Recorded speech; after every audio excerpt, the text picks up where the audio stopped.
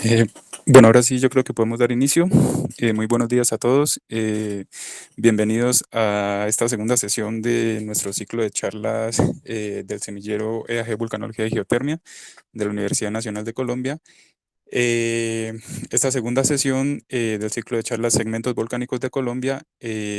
consiste en hablar un poco acerca de las características de los volcanes del segmento central de nuestro país, que es monitoreado por el Observatorio Volcanológico y Sismológico de Popayán, que es un ente pues adscrito al Servicio Geológico Colombiano. Y hoy nos acompaña la geóloga Diana Marcela Quintero, pues que nos va a comentar un poco acerca del funcionamiento, las características de estos volcanes y del rol del servicio geológico a la hora de la evaluación y el monitoreo de la actividad. Entonces, bienvenida Diana, muchas gracias por la disposición, por este tiempo, por enseñarnos un poco más acerca de los volcanes de nuestro país. Te dejo la palabra.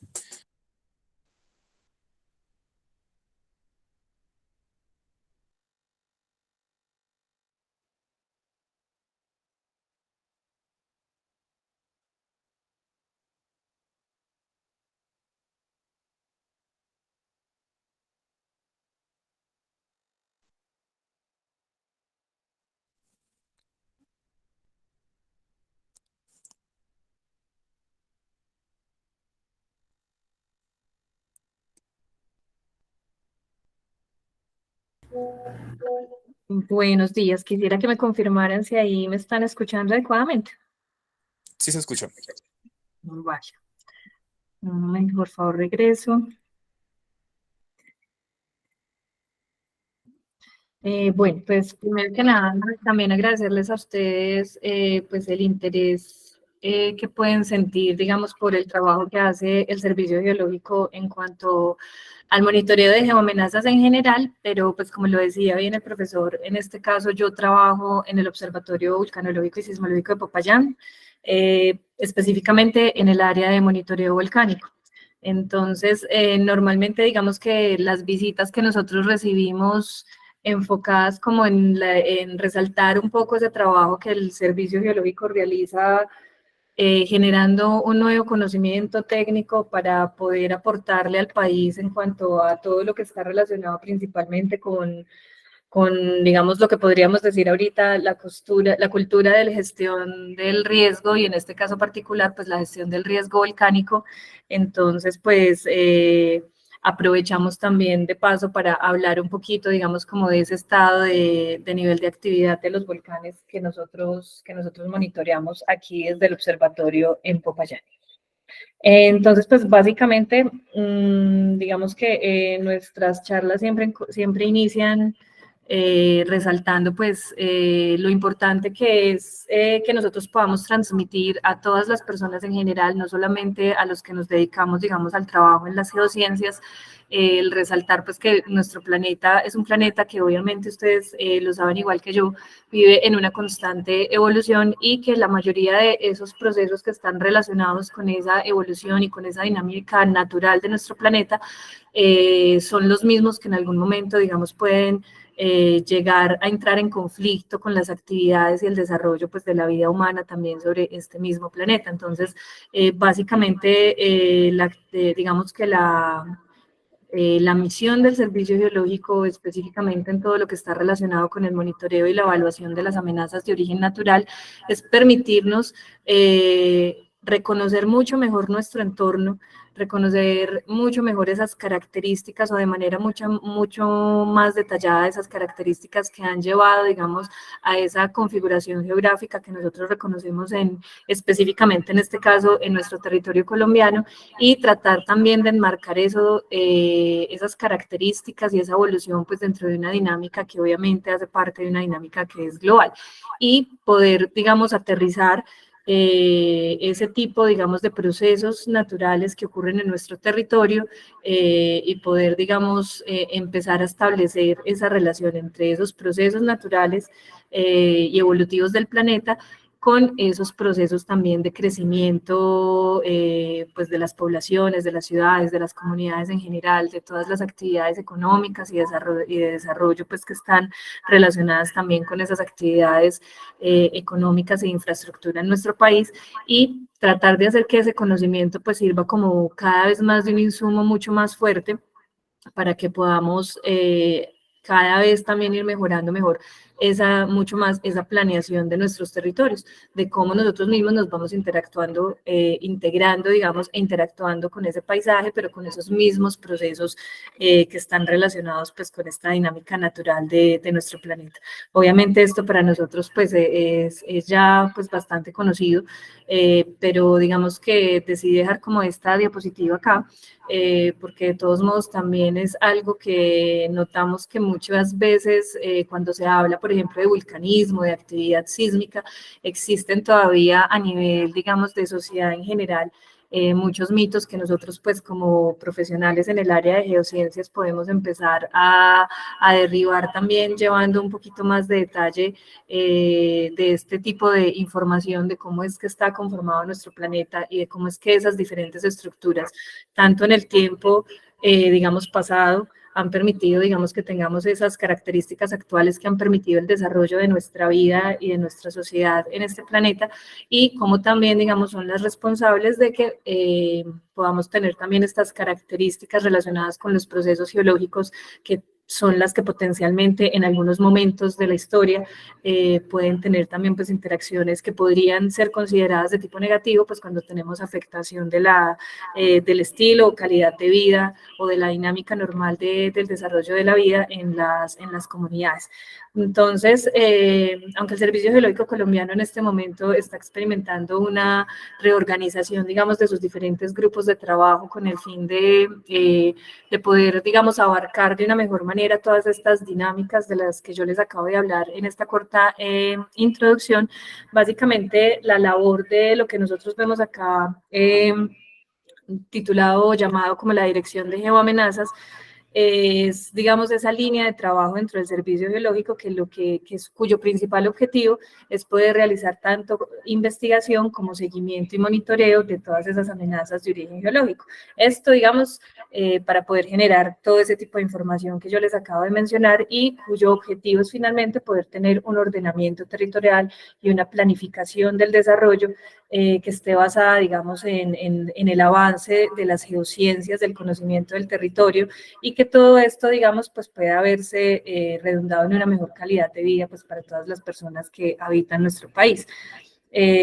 Tratando de qué, pues de que podamos disminuir un poco en lo posible ese impacto de este tipo de amenazas naturales que se pueden ver en la vida, en la salud de las personas, pérdida de propiedad e infraestructura, y por lo tanto pues sabemos que cuando este tipo de procesos generan este tipo de impactos vamos a esperar pues que se den también trastornos de tipo social, económico y también medioambiental. Digamos que algo que también tratamos nosotros mucho de realizar en nuestras charlas cuando recibimos visitas guiadas al observatorio o cuando estamos, digamos, en esas labores de socialización con las comunidades, es tratar de que podamos observar nuestro paisaje de una manera integral, de que podamos entender que no es solamente, digamos, lo que sucede asociado, digamos, con los procesos atmosféricos, lo que en algún momento puede determinar que vayamos a tener procesos relacionados, por ejemplo, con movimientos en masa o deslizamientos o formaciones de lahares o avalanchas, y que tampoco es solamente los procesos de origen interno los que pueden, digamos, determinar en algún momento que cierta región pueda ser más susceptible a experimentar, digamos, impactos potencializados, por ejemplo, de la ocurrencia de un evento sísmico o de un evento eruptivo como tal, sino que tenemos que evaluar cómo se da esa interacción entre esos procesos internos o esas características que tiene nuestro país en cuanto a los procesos, digamos, que han generado pues nuestra cordillera de los Andes en este caso, caso, y cómo ese proceso interno va a interactuar o ha interactuado en algunos momentos también con estos procesos externos, generando fenómenos que no solamente han servido como grandes modeladores del paisaje, sino pues que lamentablemente también nos han llevado a contar algunos desastres, digamos, asociados con este tipo de procesos, tanto internos como externos. Entonces, resaltamos mucho esta parte de esa necesidad de evaluar, digamos, todo lo que está relacionado con la evaluación de geoamenazas como algo que, o sea, como una evaluación que definitivamente debe ser realizada de manera multidisciplinaria,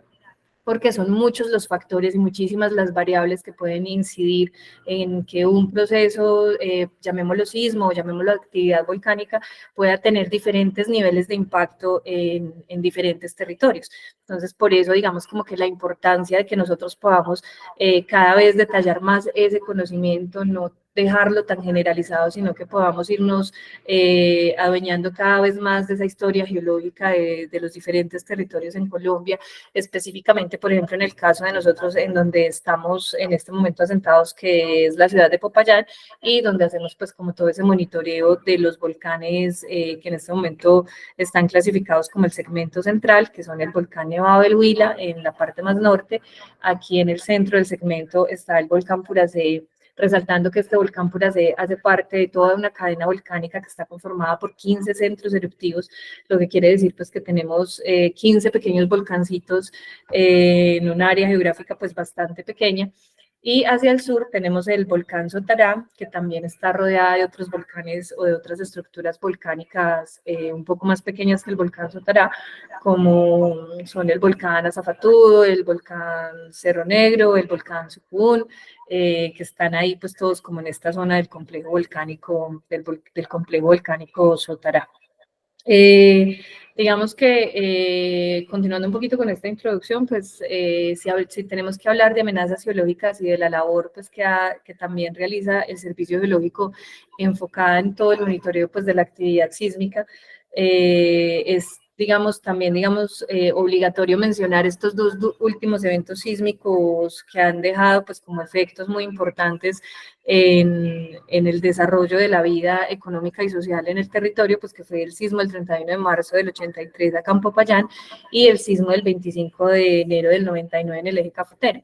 Digamos que estos dos fueron a nivel pues como de destrucción y de afectación de la vida y la propiedad, pues los dos eventos más grandes en estos últimos 40 años. Obviamente hemos tenido otro tipo de eventos sísmicos de magnitudes más pequeñas o algunos incluso con magnitudes más grandes, pero que sus impactos no han sido tan negativos, digamos, en la sociedad. Entonces, por ejemplo, particularmente aquí en la ciudad de Popayán, que además fue el primer municipio en Colombia que pudo tener un mapa de microzonificación por amenaza sísmica, pues relacionado precisamente con la ocurrencia de este evento que fue bastante devastador para la ciudad. Digamos que también pues nos gusta como resaltar como este avance que ha tenido el Servicio Geológico Colombiano en cuanto a la instrumentación con la que tenemos ahorita cubierta gran parte pues, de la geografía nacional, del territorio, el fortalecimiento también en la parte de investigación y de monitoreo, pues nos ha llevado a lo largo de los años no solamente como a ganar mayor conocimiento, sino como que a tener una mejor relación, digamos, entre el conocimiento que está generando el servicio biológico y la utilidad, digamos, de ese conocimiento, de cómo se puede ir incorporando todo este conocimiento de este tipo de eventos para pues tratar de que cada vez estemos mucho mejor preparados ante la potencial ocurrencia en cualquier momento de un evento sísmico pues de características similares a estos dos que estamos viendo acá. Y en cuanto a la actividad volcánica, pues que está muy de moda por estos días gracias a la reciente actividad pues anómala que ha tenido el volcán Nevado del Ruiz, pues también es válido, digamos, recordar que en Colombia el vulcanismo está dividido en tres segmentos principales: del segmento norte, que corresponde a todos los volcanes que son monitoreados desde el Observatorio Vulcanológico y Sismológico de Manizales. En este momento, pues el más activo, el que está captando en este momento la mayor atención por los cambios que ha venido presentando en el último mes principalmente, pues es el volcán Nevado del Ruiz. Y obviamente pues vale la pena recordar que con el Nevado del Ruiz pues se tiene una historia o se parte, digamos, esta historia historia reciente del volcán, con una tragedia como fue la erupción del 85 y el lahar que estuvo asociado a esta erupción y que pues causó la tragedia de Armero, y pues que por eso, digamos, se requiere o en general la comunidad requiere como o tiene muchas más preguntas frente a una eventual nueva erupción de este volcán, y que por eso pues hemos estado hablando tanto de él en estos días. Pero no solo ha sido Ruiz, digamos que por ejemplo aquí en el segmento central, en el año 2007 se tuvo la reactivación del volcán Nevado del Huila, un volcán que durante su etapa, digamos, de registro instrumental que inició aproximadamente en la década de los 90, se había caracterizado pues por tener unas manifestaciones superficiales que son pues digamos indicativos de la actividad volcánica, como era la presencia de fumarolas, de fuentes termales también allá arriba en la parte alta del volcán, pero que se caracterizaba por ser un volcán que encajaba, digamos, de manera muy perfecta en ese nivel verde de actividad que nosotros manejamos, que es cuando podemos determinar que un volcán se encuentra todavía activo, pero que todos sus parámetros se encuentran, digamos, estables, que no se están manifestando cambios ni a nivel superficial, ni a nivel de lo que podemos nosotros detectar con los equipos. Hablemos, por ejemplo, de sismología en cuanto al número de temblores o cambios en cuanto a las medidas de gases o fumarolas que se puedan realizar. Era un volcán muy estable y que en un proceso, digamos, que inició de manera pues bastante abrupta. Básicamente el 17 de febrero del 2007 se tuvo un enjambre sísmico más o menos que inició a las 9 de la noche del 17 de febrero. Cuando yo digo enjambre sísmico me refiero a que es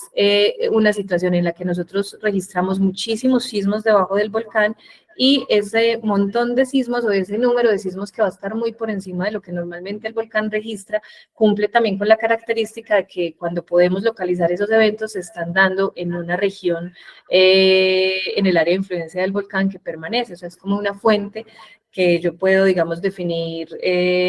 calculando un área o una profundidad, una distancia, digamos, al cráter, en donde yo veo que la sismicidad o la ocurrencia o la recurrencia de esos temblores empieza a dar de manera persistente,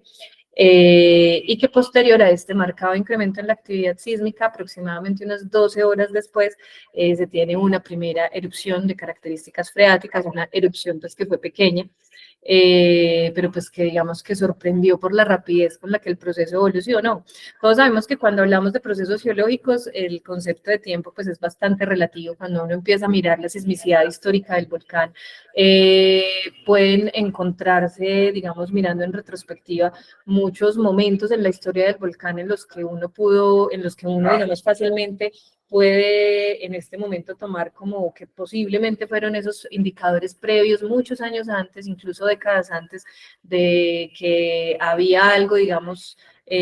un magma que estaba seguramente movilizándose desde zonas más profundas en la corteza, que lo hizo muy despacio y que una vez, digamos, alcanzó cierto nivel de superficialidad con respecto pues a la cima del volcán o al cráter, evolucionó de manera muy rápida. Pero esto, digamos, que resalta también como la importancia de tener ese monitoreo volcánico, digamos, operativo y tener las personas disponibles para hacer de manera adecuada ese monitoreo, eh, porque obviamente no podemos meter en escalas pequeñas o largas o grandes, que cuánto tiempo le va a tomar a un volcán para finalmente terminar haciendo una erupción, sino que es haciendo el reconocimiento en el tiempo de esos cambios y esas variaciones que finalmente vamos a poder reconocer con cierto tiempo de antelación, unas señales que nos van a indicar que lo más probable es que podamos ver que todo ese proceso que estamos viendo en ese momento desencadene en un evento eruptivo. Entonces, en el caso del Nevado del Huila, esa última fase, donde realmente el volcán, digamos, logra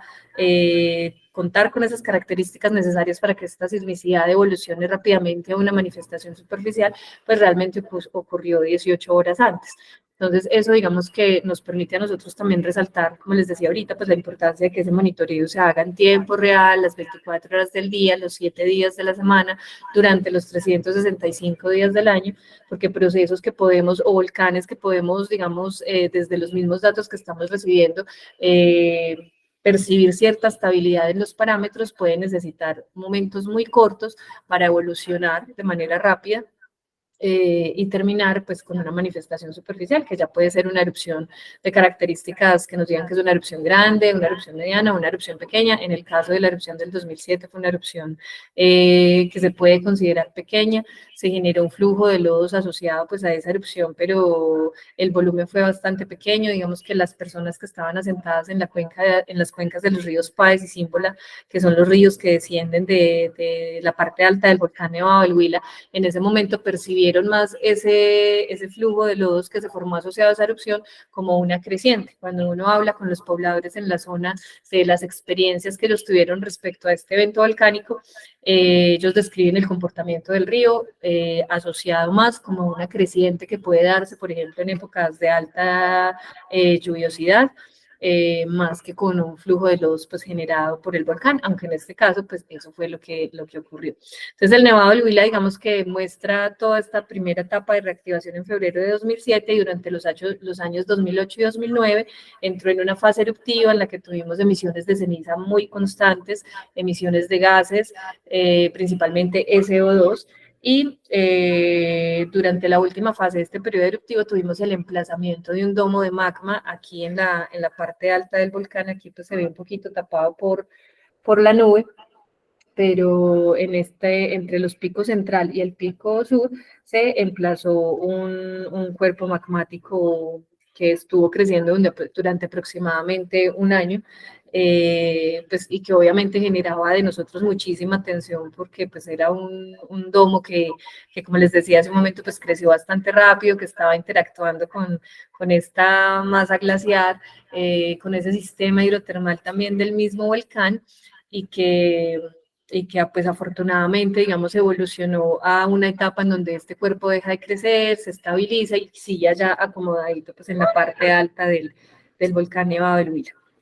Entonces, dentro de la actividad reciente, que no esté relacionada pues directamente con el Nevado del Ruiz, pues tenemos también, digamos, esta actividad del volcán Nevado del Huila. El volcán Galeras, que aunque es un volcán que estuvo muy activo en la época de los 90 principalmente, incluso durante la primera década del año 2000, hemos venido notando que durante estos últimos 10 años tal vez también ha entrado en unas etapas, digamos, más tranquilas, pues el volcán sigue activo,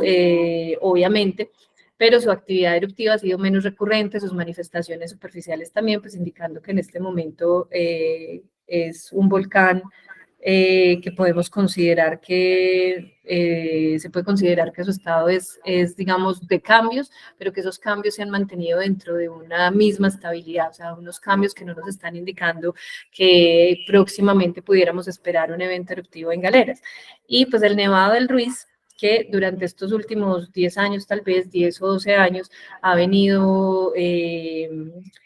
teniendo este tipo, digamos, de manifestaciones superficiales asociadas con gases y cenizas, y como hablábamos al principio, pues que en este último mes pues ha tenido unos cambios, digamos, más marcados en cuanto a variaciones en los niveles de la actividad sísmica. Hemos visto que en los comunicados nos han hablado también pues de anomalías térmicas y de diferentes parámetros, digamos, que están mostrando que el volcán se ha salido de esa zona en la que había permanecido, digamos, con variaciones y todo, pero que había permanecido sin cambios tan notorios durante estos últimos años, y que esta situación pues ha venido cambiando hacia unos estados pues de mayor actividad que podrían indicar la probabilidad pues de una erupción, y por eso, digamos, se ha migrado el nivel de actividad del volcán de amarillo a naranja. Bueno, aquí sencillamente es pues también resaltar, digamos, que esa topografía del país hace que también tengamos como servicio geológico colombiano también muchísimas líneas de trabajo, por decirlo de alguna manera, con todos estos fenómenos naturales de origen atmosférico. Aquí, por ejemplo, estamos viendo dos imágenes de abril del 2007. En una estamos viendo pues el evento de Mocoa, de esa avalancha, digamos, de dimensiones importantes que se formó a principios de abril y que generó pues una emergencia también de dimensiones importantes en la ciudad de Mocoa. Y para esa misma fecha, unos días después, en Manizales, el 19 de abril del 2017, pues un evento de remoción en masa, un deslizamiento afectando pues algunas viviendas en esta ladera de la ciudad. Entonces, básicamente vemos que el reconocer estas características del territorio, tanto desde lo interno como desde lo externo, es lo que definitivamente nos puede llevar a un ordenamiento, pues digamos, del territorio mucho más adecuado, mucho más inteligente, que nos permita, primero que nada, pues poder salvaguardar las vidas de las personas y segundo, pues poder generar un conocimiento que sea la base para poder tomar esas decisiones, para poder mejorar la calidad de vida de las personas y para poder reducir lo mínimo que se pueda, pues ya las afectaciones que pueden ser muertes, lesiones, daños materiales o degradación, digamos, de las actividades sociales, económicas o ambientales. Aquí, por ejemplo, estamos viendo imágenes del sismo del 6 de junio de 1994, que es conocido como el sismo de Páez, el sismo de tierra adentro.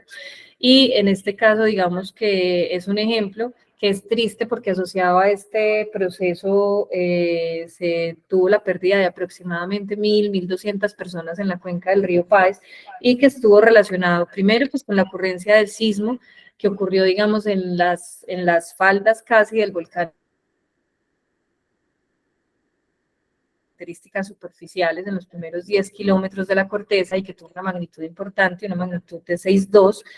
y que ocurre en una época en la que Colombia pues está experimentando también una época invernal fuerte. Entonces, digamos que en la zona, la primera respuesta, digamos, de las autoridades y de los organismos de socorro fue responder ante el evento sísmico, porque la zona epicentral fue ahí en la cuenca, en la falda, pues casi en el pie del volcán Nevado del Huila,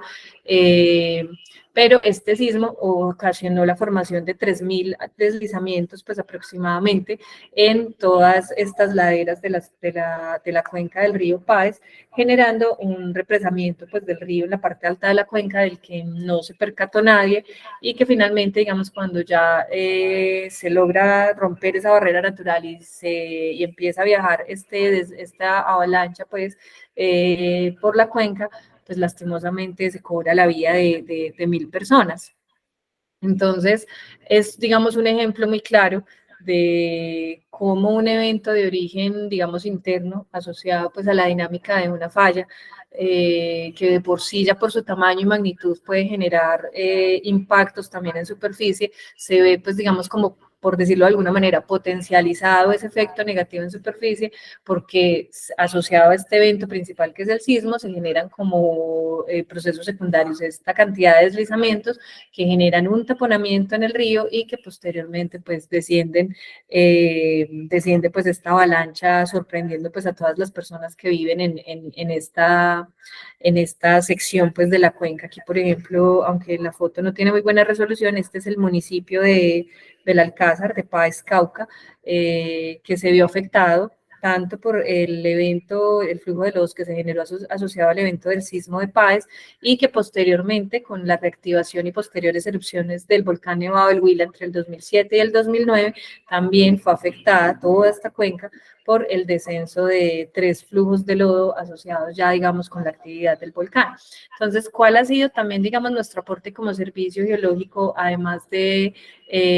realizar ese monitoreo y esa evaluación de la actividad sísmica y adicional a realizar esa evaluación, ese monitoreo y esa investigación de todo lo que está relacionado con la actividad del volcán Nevado del Huila, pues también hemos participado activamente en procesos, digamos, de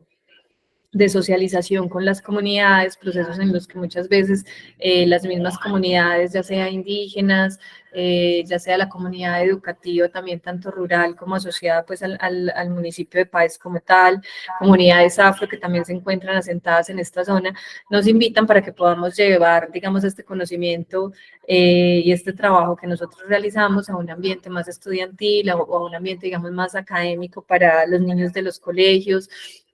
o para las mismas comunidades como tal, de manera que ellos conozcan pues las características de nuestro trabajo y reconozcan pues qué tipo de información es el que nosotros estamos generando y el que estamos poniendo a disposición de autoridades y organismos y comunidad en general, pues para que todos los días crezcamos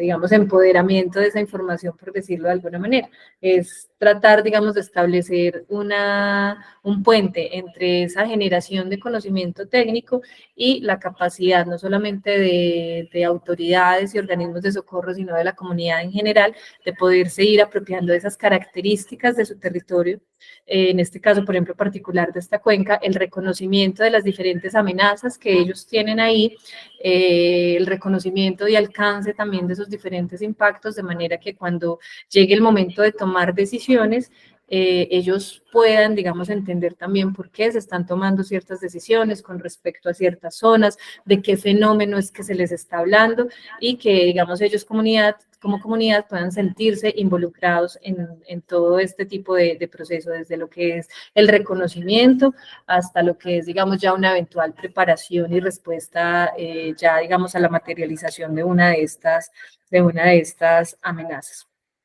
Entonces, pues, digamos que básicamente, y esto pues también entiendo que todos lo vamos a reconocer muy bien, esas características, digamos, de nuestro territorio en Colombia, estar aquí como en esta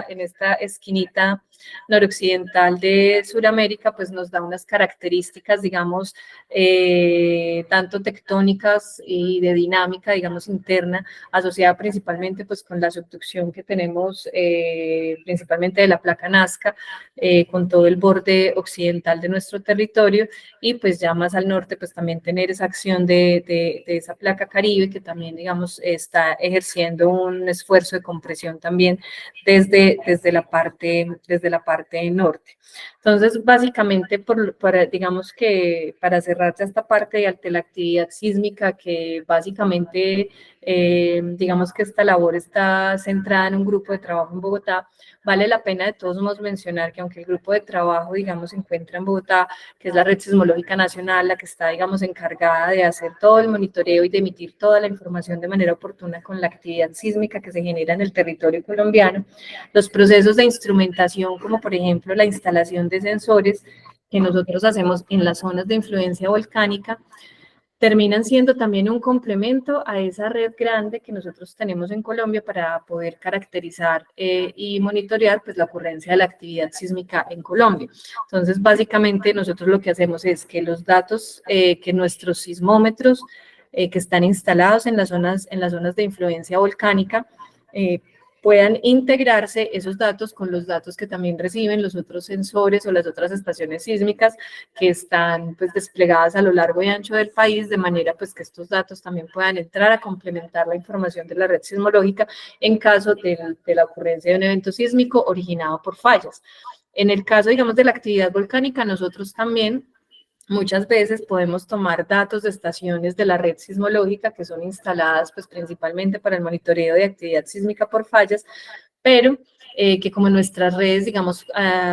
cuando vamos a monitorear volcanes son redes que son muy locales, principalmente, digamos, enfocadas en detectar la actividad sísmica que se genere debajo del volcán o en inmediaciones del volcán. Algunos sismos a veces, digamos, tienden a generarse o a ocurrir en los límites de esas redes, en los límites de esa cobertura que nosotros le damos a esa área de influencia volcánica con la instalación de nuestros sensores y que muchas veces cuando se dan en ese límite, lo que nosotros hacemos es también poder complementar nuestra información para generar, por ejemplo, nuestras localizaciones con datos de la red sismológica nacional, con estaciones, digamos, por ejemplo, que estén cerca de nuestros centros volcánicos, que también hayan detectado, por ejemplo, un sismo que sea de origen volcánico y que esa información, pues nosotros también podamos usarla para mejorar aún más la calidad de esas localizaciones que nosotros estamos obteniendo. Entonces, básicamente, digamos como que en esta dirección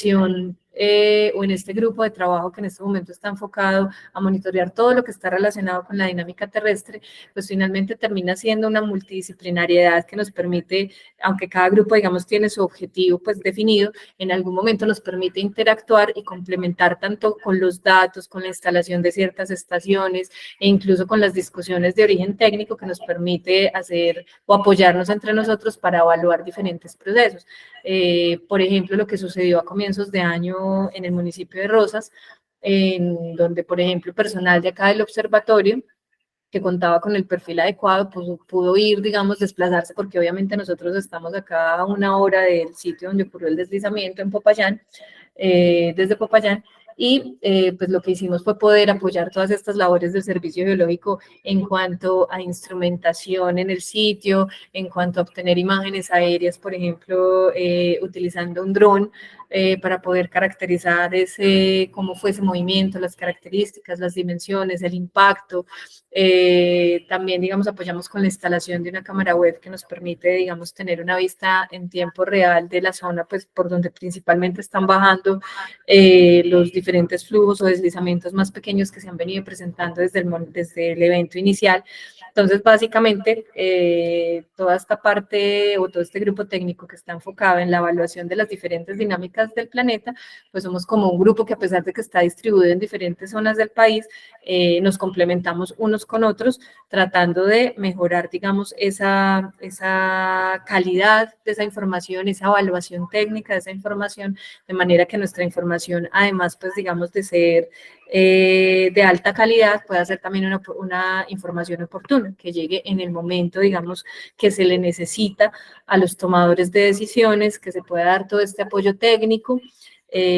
para que, digamos, como que las medidas que se tomen frente a un evento, sea sismo, sea actividad volcánica o sea deslizamiento, pues sean las mejores posibles para la comunidad.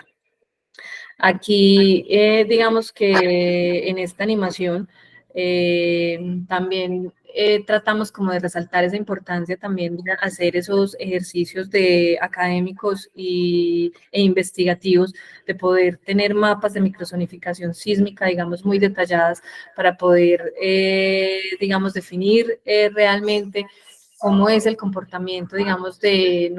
esos materiales que conforman nuestros territorios, nuestras montañas, nuestros valles, respecto al paso de las ondas sísmicas. O sea, donde podamos, digamos, definir no solamente el tamaño del sismo y su profundidad, qué tipo de impacto, cuál va a ser ese impacto que puede generar en superficie, sino que podamos tener una información, digamos, más completa o mejor complementada, llegando a una caracterización, digamos, detallada de esos materiales, en donde yo pueda definir cuál va a ser el comportamiento dependiendo el diferente tipo de tren de ondas sísmicas que esté viajando en ese momento, originadas pues en un evento sísmico. Y en este caso, pues debemos tener en cuenta que esos eventos sísmicos pueden ser también de origen tectónico, como lo pueden ser también de origen volcánico. No es normal, digamos, que los eventos que se generan, los eventos sísmicos que se generan relacionados con la actividad volcánica sean grandes.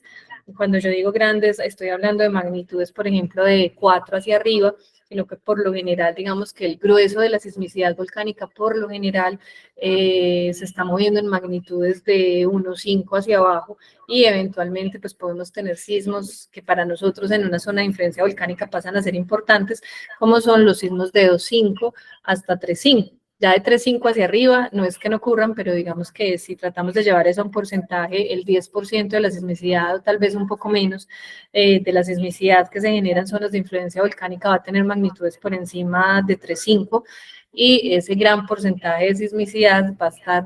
normalmente de 1,5 hacia abajo. Pero de todos modos, pues recordemos que en las zonas de influencia volcánica hay asentamientos pues también de muchas comunidades indígenas o campesinas, que muchas veces las calidades, digamos, de estas construcciones que se realizan en estas zonas no son construcciones que cumplan con características técnicas. Entonces, sí, nosotros, por ejemplo, particularmente acá en la zona del volcán de influencia del Nevado del Huila, incluso aquí en la zona de influencia del volcán Puracé, en periodos en donde hemos registrado enjambres sísmicos importantes, o sea, una alta recurrencia de esa sismicidad ahí en la zona de influencia del volcán, sí hemos visto que hay momentos en los que se han reportado, por ejemplo, afectaciones de infraestructuras, casas, escuelas, vías, que en algún momento han, digamos, presentado afectaciones asociadas a eventos sísmicos de origen volcánico. Entonces, digamos que el poder también detallar cómo son esas características de esos sismos, cómo es el comportamiento de estas ondas sísmicas en estas zonas de influencia volcánica, y pues obviamente poder brindar esta información que se pueda llevar, digamos, a relacionar también como con esas características de esas construcciones que nosotros vamos a encontrar en esta zona, pues es información, digamos, que también nos va a enriquecer toda esta parte de la gestión del riesgo sísmico volcánico con el fin, pues, digamos, de disminuir las afectaciones negativas de la actividad sísmica. Este simplemente, pues, es como una imagen de ese ambiente tectónico que hablábamos ahorita un poco, de esta subducción aquí de la zona del Pacífico por la subducción de la placa de Nazca bajo el territorio colombiano y aquí pues de esta placa Caribe. Y aquí digamos que cada uno de estas bolitas de playa que ustedes están viendo acá, pues están referenciando algunos eventos sísmicos, digamos, destacados en el territorio colombiano. Vemos que tenemos varios asociados, digamos, al borde, pues acá entre lo continental, el límite pues continental y oceánico asociados pues también con esa subducción y algunos más importantes pues delimitando muchas veces todas estas zonas de debilidad asociadas pues con este ambiente tectónico que nosotros tenemos. Y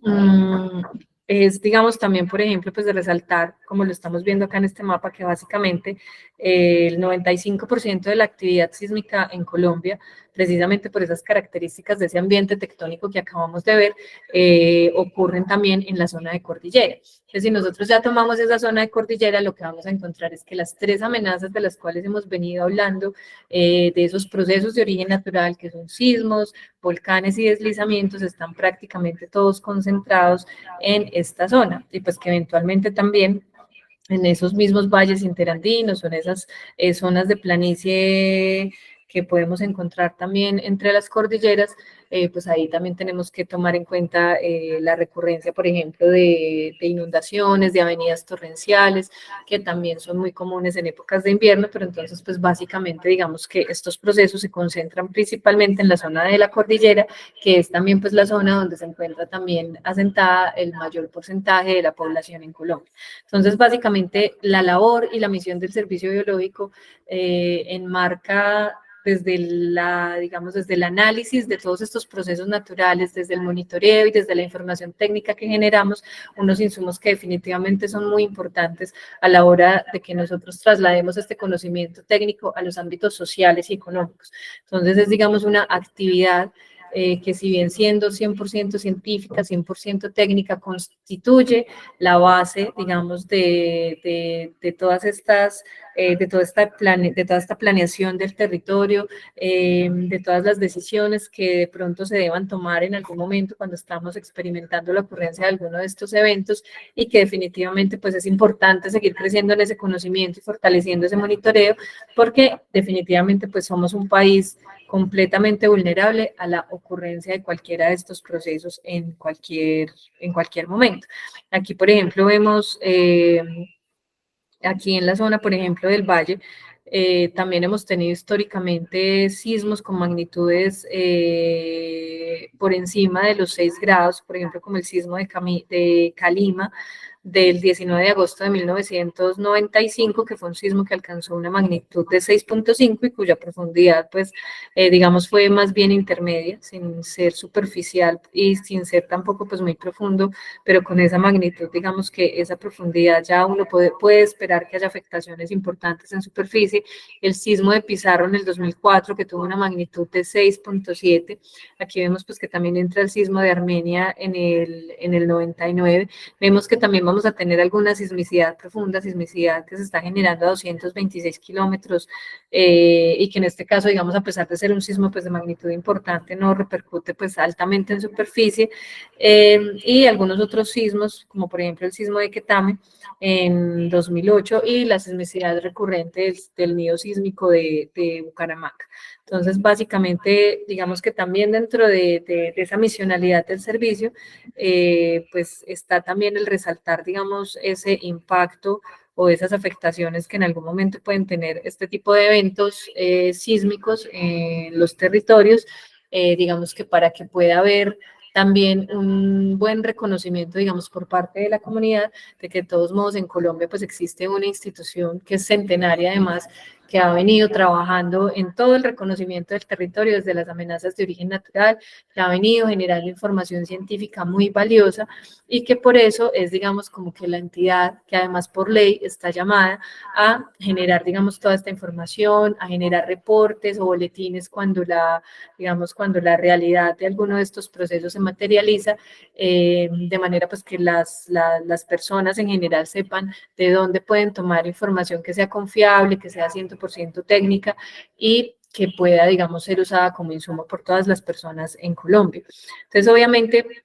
teniendo pues ese ambiente tectónico que todos conocemos de esta subducción que tenemos en el Pacífico, pues digamos que el vulcanismo en Colombia está 100% relacionado pues con la formación de vulcanismo asociado a zonas de convergencia continental, en este caso a zonas de subducción, lo que hace pues que nuestros volcanes tengan unas características muy distintas, por ejemplo, a lo que sucede con volcanes que se dan en zonas de expansión oceánica o en el mismo vulcanismo intraplaca, en donde pues los mejores exponentes de los últimos años sigue siendo pues Hawái, obviamente, con el Mauna Loa, con el Kilauea, y pues que hace más o menos unos 2 años vimos también una manifestación bastante espectacular de lo que es este vulcanismo intraplaca con la erupción del volcán de La Palma en España, donde vimos pues básicamente cómo cambió no solamente el paisaje, sino cómo llevó también a unas drásticas modificaciones de la calidad de vida de las personas pues que estaban asentadas en estos territorios. Entonces, ya digamos que adentrándonos un poquito más en lo que es la actividad volcánica, pues básicamente vale resaltar que el vulcanismo, así como todos los fenómenos naturales, pues son procesos que son muy complejos y que, digamos, el enfoque que nosotros como servicio geológico le damos a la parte del monitoreo volcánico, pues tiene que sí o sí cubrir, digamos, como dos líneas. Una parte es el poder generar a partir de la investigación, ¿cierto? Porque todos sabemos que en general, pues todos los volcanes van a requerir de una zona de alimentación profunda, que vamos a tener, digamos, zonas de comunicación y zonas, digamos, en donde esos magmas pueden ir ascendiendo por periodos muy largos de tiempo, donde sus características físicas y químicas van a ir cambiando a medida que esas condiciones de presión, de temperatura y de interacción con los diferentes tipos de rocas que van encontrando en el camino, pues van haciendo también que estos cuerpos evolucionen y cambien, que también van a estar obviamente muy relacionados con esa estructura, digamos, tectónica, con ese ambiente tectónico y estructural en el que el volcán se ha formado, porque finalmente esas zonas de debilidad son las que nos van a definir, por ejemplo, esa orientación y ese tamaño de esos múltiples diques o zonas de fractura por donde el magma se va a transportar, y obviamente vamos a tener una zona de acumulación superficial que por lo general pues hemos visto que en los volcanes en Colombia, para los que se ha hecho, por ejemplo, evaluación mediante implementación de tomografía sísmica, los encontramos siempre como entre 3 o 4 kilómetros debajo pues, de las partes más altas de los volcanes o de las zonas, digamos, de emisión o cráteres de los volcanes. Entonces, digamos que en el caso del monitoreo, aunque nosotros pues tratamos, digamos, de tener un panorama completo de todo ese funcionamiento del volcán, básicamente en tiempo real lo que nosotros vamos a ver es principalmente, digamos, como la respuesta de este reservorio más superficial a procesos, por ejemplo, que nos estén indicando que hay una nueva alimentación, digamos, de zonas más profundas que están llegando a niveles más superficiales, alimentar nuevamente estos reservorios que son más superficiales y cómo interactúa este reservorio superficial con la otra, digamos, característica importante o el otro sistema importante que tienen los volcanes, y son esos sistemas hidrotermales, esas zonas superficiales del volcán en donde por lo general, así el volcán no sea un volcán nevado, obviamente al ser un volcán, digamos, con capa de hielo, pues hace que esas características de ese volcán sean aún más complejas porque tiene una capa de glaciar, pero en general los volcanes en sus partes más superficiales van a tener acumulaciones de agua subterránea, que es lo que nosotros llamamos el sistema hidrotermal, y que está interactuando constantemente pues con estas diferentes fuentes de calor, y que por ende, a medida que este magma o este reservorio superficial empieza a cambiar, esa respuesta, digamos, de esas aguas y de esos gases asociadas a ese sistema hidrotermal también pueden empezar a darnos indicios de que se estén presentando, digamos, cambios a nivel de variaciones también con ese reservorio superficial de magos. Entonces, básicamente, pues como les comentaba hace un momento, digamos que la información que genera el servicio geológico está enfocada tanto a la parte de investigación, donde nosotros podemos escoger, digamos, una línea de interés en algún momento. Por ejemplo, en algunas etapas ha sido, por ejemplo, la generación de imágenes tomográficas a partir de datos sísmicos para los volcanes, para tratar de detallar, digamos, estas zonas superficiales, la ubicación de las cámaras magmáticas, la presencia de zonas de alimentación, el cambio, digamos, en esa estructura superficial del volcán. En otros momentos es poder establecer un mejor conocimiento de la interacción de esta estructura, digamos, de la evolución de esta estructura volcánica y su relación con el ambiente de esfuerzos ya tectónico local o regional, y cómo este puede influenciar, digamos, la evolución de un evento eruptivo, por ejemplo, cómo ese sistema, digamos, tectónico estructural puede en algún momento favorecer la movilización de ese magma, por ejemplo, a través de las fallas, y permitir, digamos, el ascenso de material magmático profundo hacia niveles más superficiales. Y por el otro lado, pues está la parte de monitoreo, que es la que se hace en tiempo real, en donde, como yo les decía hace un momento, tratamos de tener una mejor comprensión de esas manifestaciones más superficiales de esa actividad volcánica. Obviamente, ambas actividades tienen que ir de la mano. Los datos que arroja el monitoreo están complementando, digamos, todo el tiempo la parte de investigación, y la parte de investigación permite que a partir del monitoreo, pues se pueda hacer una mejor interpretación de esas variaciones que nosotros estamos viendo en tiempo real. Entonces, a pesar de que obviamente pues en nuestro territorio, teniendo un vulcanismo que está asociado principalmente no asociado a la formación, o su formación o su génesis está directamente relacionada con la subducción de la placa de Nazca, pues las características, digamos, y estilos eruptivos de nuestros volcanes pues también pueden variar por muchísimas razones. Entonces, por ejemplo, como yo les comenté al principio, en el volcán Nevado del Huila en el año 2008 y 2009 tuvimos el emplazamiento de un domo de lava, y en este proceso largo que ha registrado el RIS en estos últimos 10 años, pues también ellos en los boletines que ha generado el servicio a través del observatorio, pues también han hablado de que hemos tenido también un proceso de un domo de magma que se encuentra pues ahí asentadito en el fondo del cráter Arenas. Entonces es muy común, por ejemplo,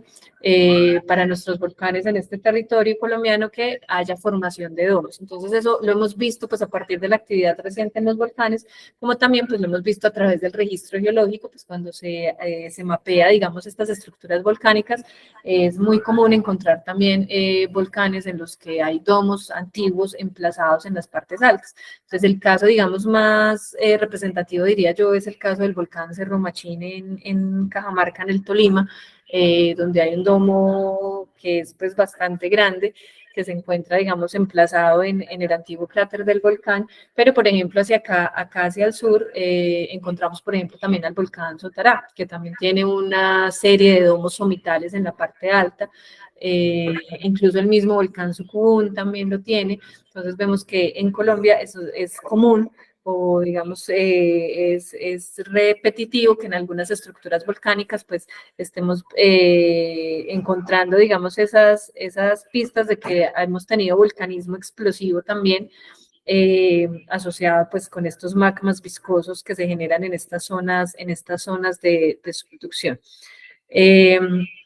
Básicamente, digamos que a partir de poder definir esos diferentes estilos eruptivos o esas diferentes fases eruptivas que nosotros hemos podido reconstituir a partir de ese registro geológico, y que también,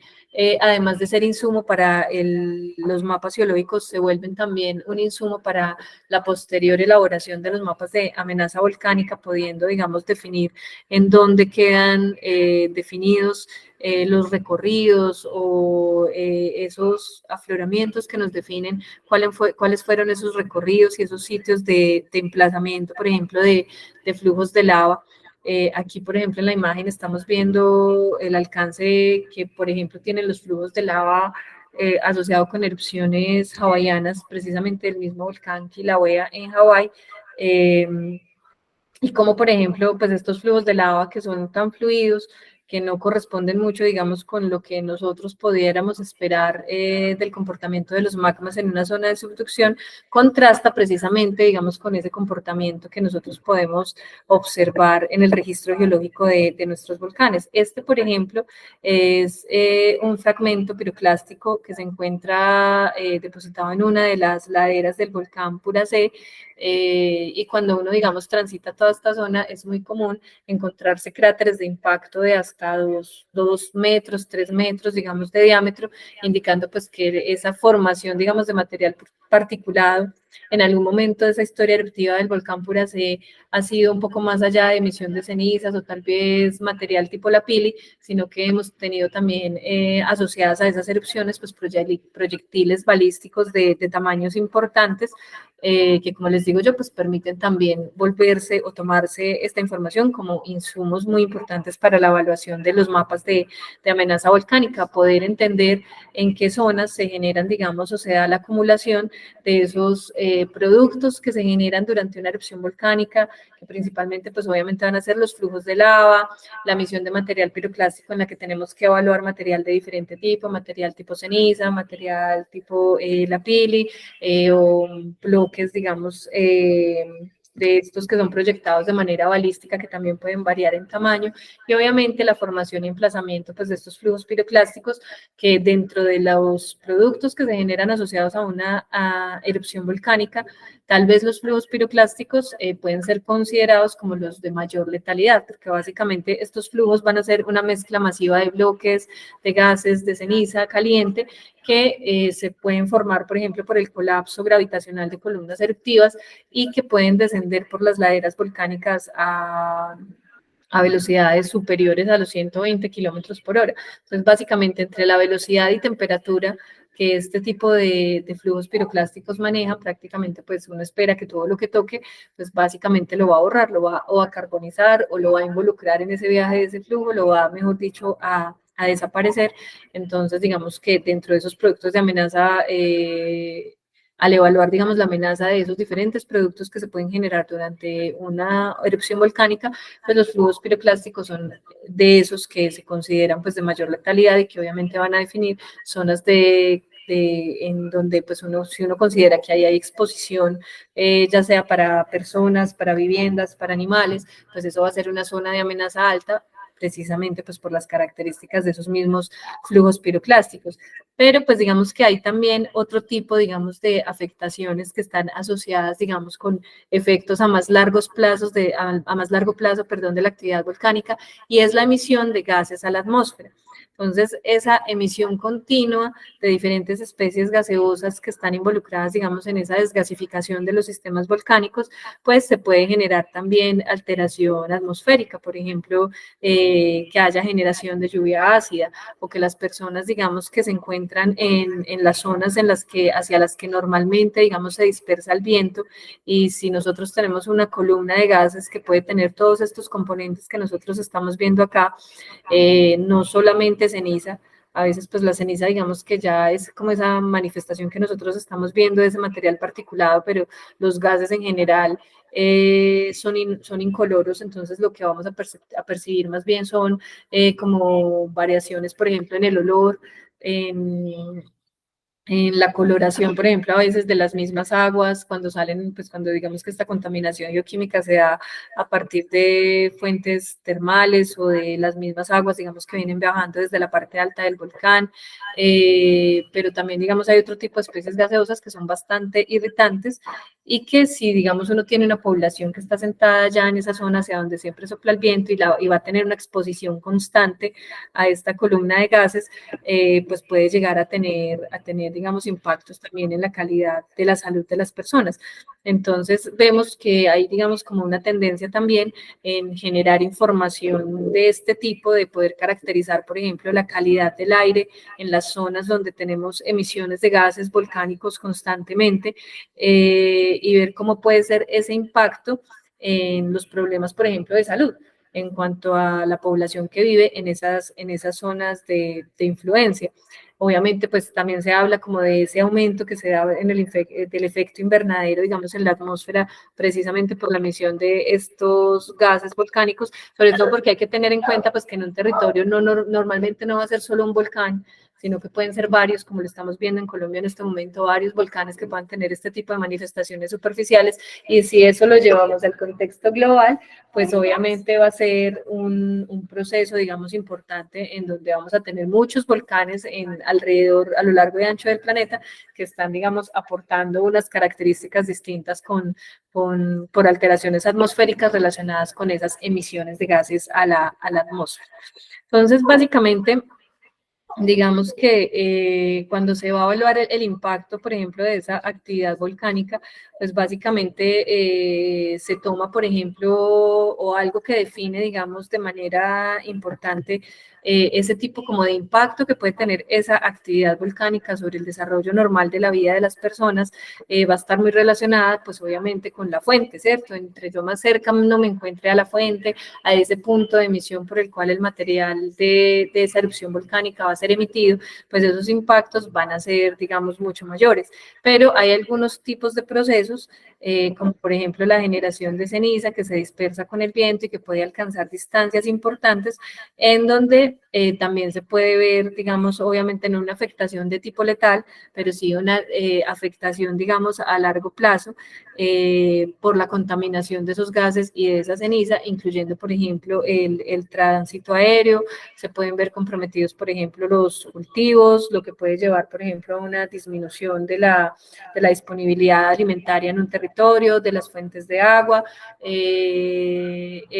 Digamos, esa severidad obviamente va a depender, primero, pues como decíamos ahorita, de la cercanía que yo tenga al volcán, pero también de cuánto tiempo va a durar ese evento eruptivo, ¿cierto?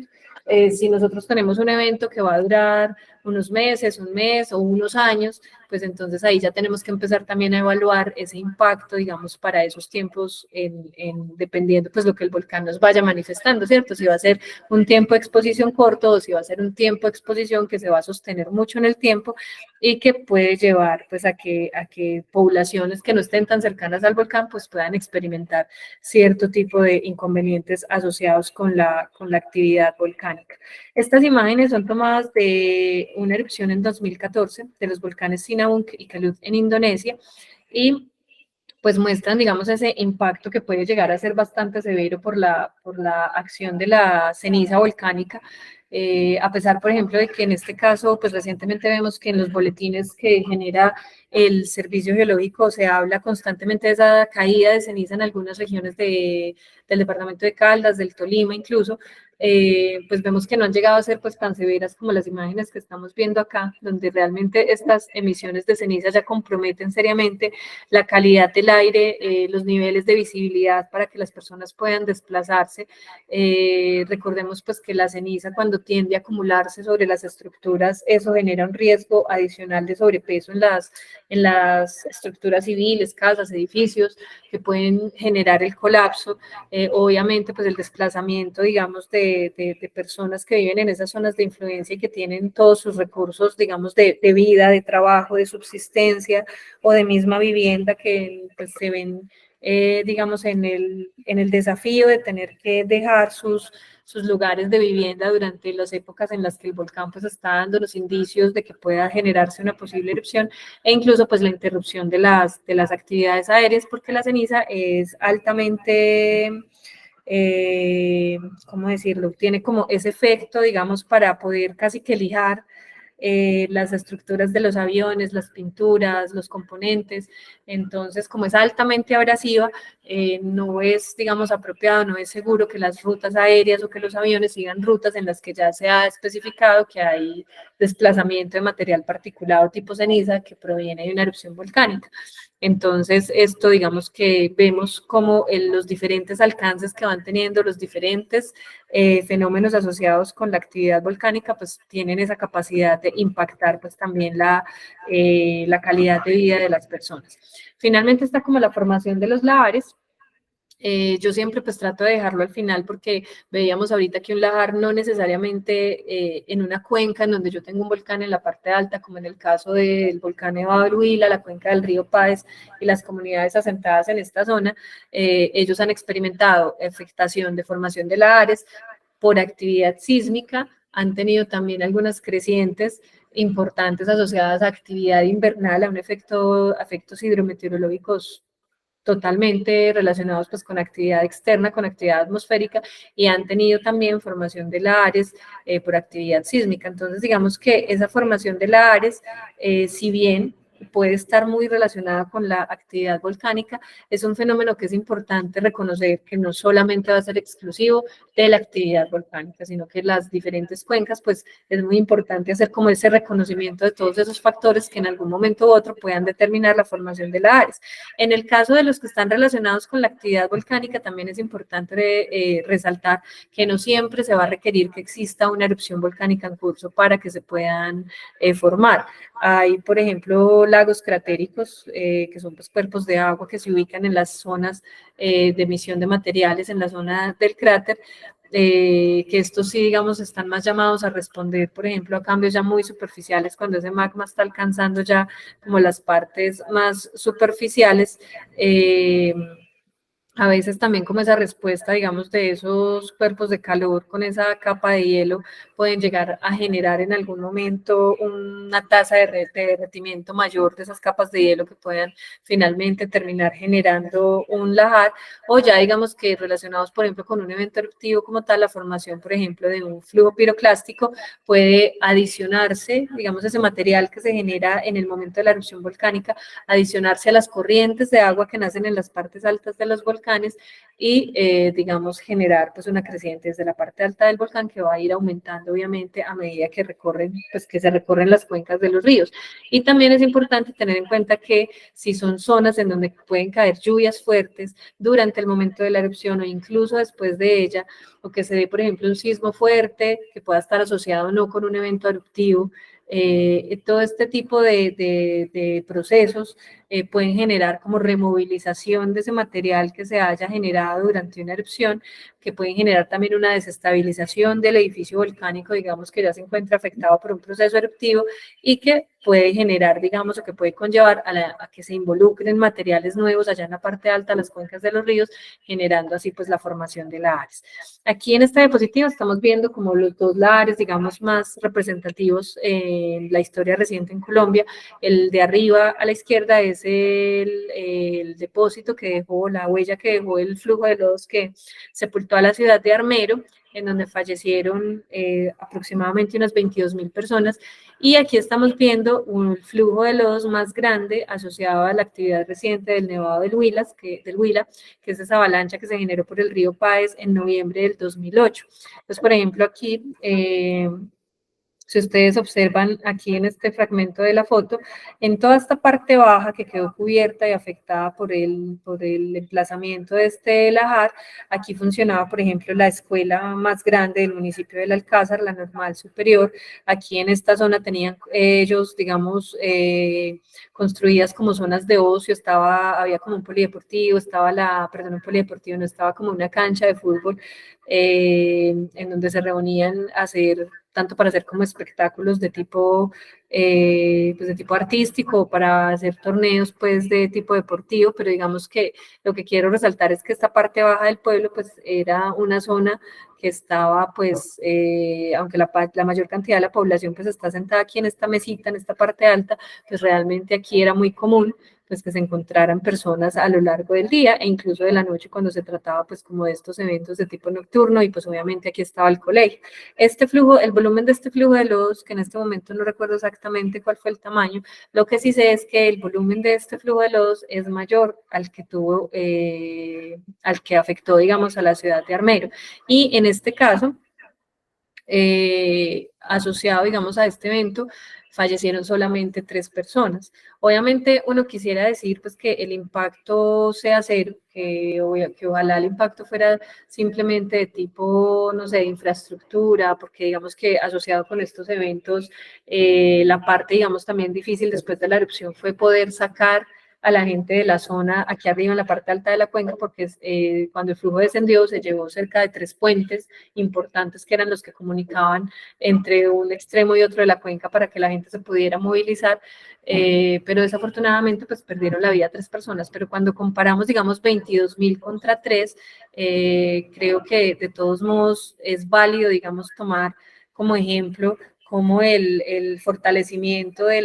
ese monitoreo volcánico en esta cuenca del río Páez, como el acompañamiento técnico del servicio biológico en todos los procesos, digamos, de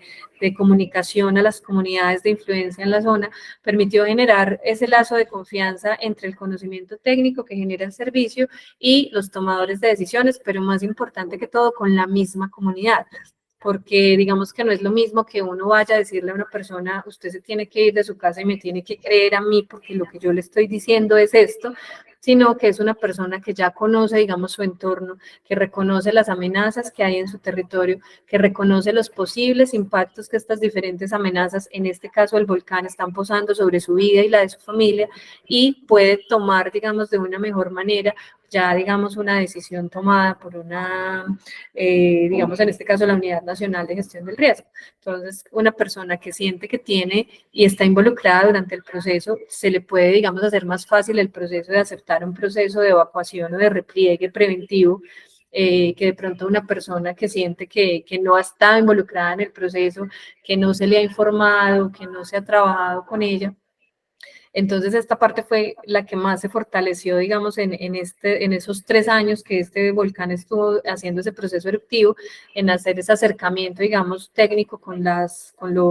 comunidades y obviamente también con las autoridades civiles y los organismos de socorro, de manera que ellos pues pudieran sentirse a todo nivel muy respaldados por ese conocimiento técnico y poder tomar pues decisiones que en este caso pues representaron que la gente pudiera salvaguardar sus vidas, destacando, por ejemplo, que esta erupción del 2008 ocurrió a las 9 de la noche y la mayoría de gente de acá de Belalcázar debe replegarse. La zona de repliegue es esta mesa que ustedes están viendo aquí en la parte superior derecha de la foto. Entonces ellos lo que tienen por acá son unas escaleras que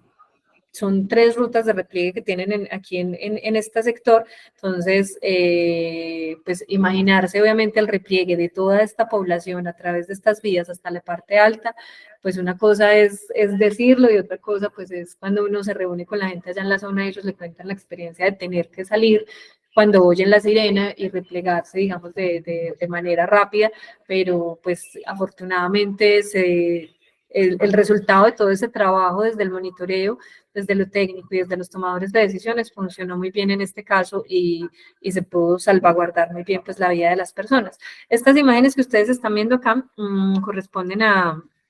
las imágenes de la erupción del volcán Ontake, también en 2014, es un volcán en Japón, pues que tenía o contaba en ese momento con una infraestructura, digamos, para atender a los turistas, y en este momento se presenta, digamos, una erupción pues pequeña, porque digo pequeña porque esa emisión de material se quedó resguardada principalmente como en la parte más alta de la montaña. Algunos flujos de ceniza pues alcanzaron como a desplegarse también por las laderas, pero básicamente digamos que las afectaciones de vida que se presentaron fueron para esas personas que en ese momento estaban allá arriba en la parte alta del volcán. Entonces, al principio pues yo les comentaba que estos procesos pueden tomarse un periodo muy largo para evolucionar, como pueden evolucionar muy rápidamente. Y como no es posible contemplar, digamos, el cierre de algo que para la comunidad en la zona representa, digamos, un ingreso a partir del turismo, o tantas actividades que pueden estar desarrollarse en zonas de influencia volcánica, pues ese monitoreo es el que, digamos, a nosotros nos va dando la pauta de cuándo esas variaciones están haciendo cada vez más inminentes, cada vez más sostenidas, cómo podemos integrar esos datos que estamos viendo con todo el conocimiento también de investigación que se va generando al mismo tiempo y poder establecer unos escenarios en los que finalmente va a llegar el momento en el que esa recomendación es sacar a las personas preventivamente de las zonas de amenaza alta, precisamente pues para evitar este tipo pues de situaciones. Y recordemos que en Colombia varios de los volcanes activos pues también son parques nacionales naturales. Entonces, por ejemplo, en el caso del volcán Puracé, que es uno de los volcanes que monitoreamos acá desde Popayán. El desafío, por ejemplo, para nosotros, poder trabajar también y llevar ese conocimiento técnico a la comunidad, ha sido principalmente porque el volcán Puracé es de los poquitos volcanes en Colombia a donde uno puede ascender en un recorrido de 2 horas. Entonces, el turismo aquí en esta parte del país, digamos que la principal autoridad son las comunidades indígenas que están asentadas ahí en la parte baja del volcán, en el municipio de Puracé, principalmente el resguardo y el Cabildo de Puracé. Ellos son los que tienen el control sobre el territorio, ellos son, digamos, los que definen si las personas pueden ascender en determinado momento a hacer estos recorridos turísticos hasta el cráter del volcán.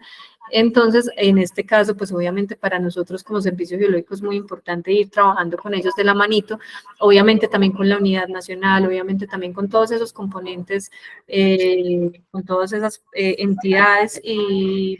personas que hacen parte de esos consejos municipales para la gestión del riesgo y esos consejos departamentales, pero en este caso nosotros pues debemos también involucrar a las autoridades indígenas, porque recordemos que en Colombia las autoridades indígenas son autónomas. Entonces, ellos están capacitados para tomar sus propias decisiones y afortunadamente pues hemos tenido, digamos, un trabajo de fortalecimiento y confianza muy bonito entre esta parte técnica, esta parte de monitoreo. Nosotros requerimos, por ejemplo, de los permisos de ellos para poder acceder a la zona, para poder instalar los equipos, tomar los respectivos muestreos,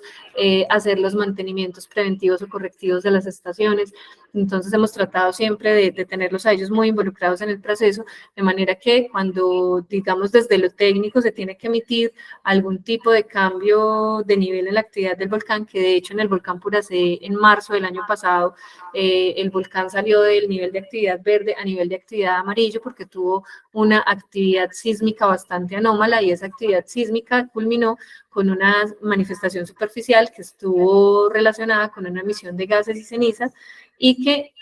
no finalizó, digamos, a través del cráter del volcán Puracé, que es el volcán, digamos, que hace parte de esa cadena volcánica, que es el que ha tenido la actividad eruptiva reciente más, digamos, más persistente, sino que fue en 2 centros volcánicos más hacia el sureste, en un centro volcánico que se llama Curiquinga, sino que la distancia, digamos, entre el cráter del volcán Puracé y el cráter del volcán Curiquinga es 2,5 kilómetros. Entonces, digamos que toda esa manifestación de esa actividad sísmica, aunque estaba ocurriendo en algún momento principalmente abajo del Puracé, luego ese proceso de localización de esa actividad sísmica nos mostró que todo ese proceso de intenso fracturamiento se estaba moviendo en dirección al cráter del volcán Curiquinga, y finalmente tuvimos una emisión de ceniza que fue muy pequeña, sí,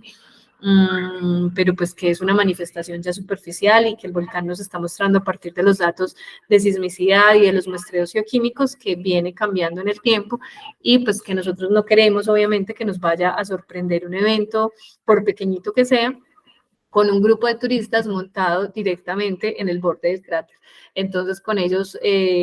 pues adicional, como les decía, de esa información oficial y técnica que el servicio está